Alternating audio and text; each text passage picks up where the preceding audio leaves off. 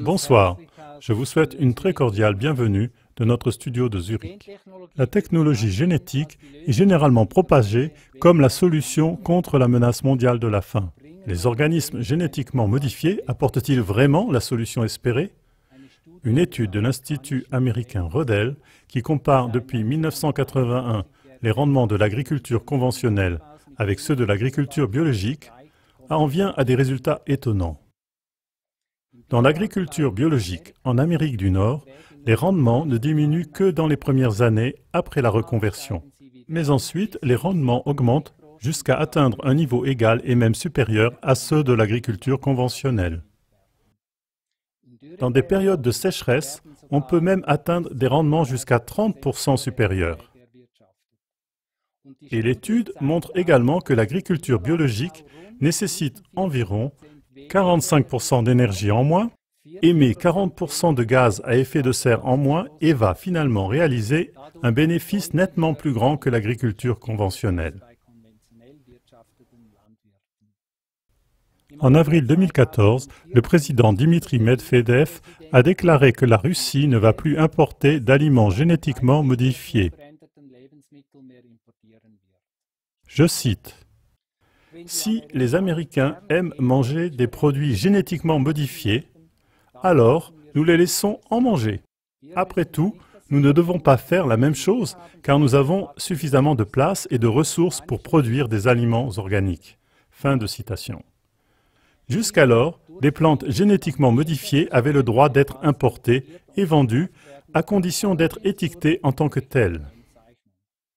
La culture n'était autorisée que sous des conditions très strictes sur les champs d'expérimentation. Irina Ermakova, vice-présidente de l'Association nationale russe pour la sécurité génétique, s'est exprimée sur ce sujet de la manière suivante.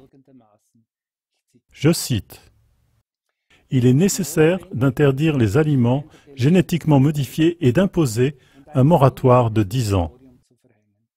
Il est avéré que les aliments génétiquement modifiés représentent un danger, pas seulement en Russie, mais dans beaucoup d'autres pays du monde. Les processus de fabrication ne sont pas au point, et c'est pourquoi il faut classer tous les aliments génétiquement modifiés comme dangereux. Les biotechnologies doivent sans aucun doute être développées, mais la propagation d'aliments génétiquement modifiés doit être arrêtée. » Fin de citation. Chers téléspectateurs, toute la question des aliments génétiquement modifiés est très controversée et loin d'être claire. Les uns voient la technologie génétique comme la solution à de nombreux problèmes. D'autres nous mettent en garde. La décision de la Russie montre en tout cas qu'il y a assez de capacité pour produire suffisamment d'aliments. L'étude américaine évoquée au début pointe également dans cette direction.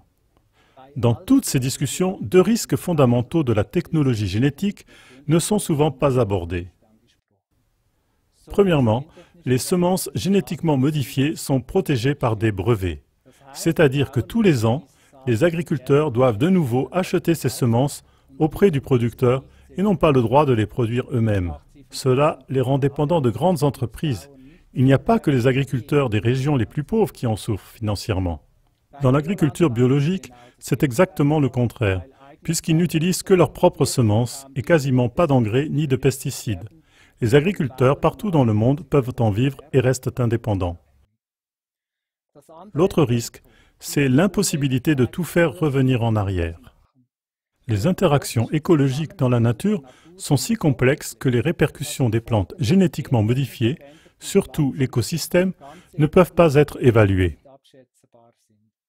Et si l'on découvrait un jour que les plantes génétiquement modifiées causent des dommages énormes à l'homme et à la nature, alors il serait déjà trop tard. Le matériel génétiquement modifié est déjà semé partout dans la nature et ne peut pas être enlevé. Chers téléspectateurs, voulons-nous vraiment prendre ce risque? N'avons-nous pas plutôt un problème de distribution?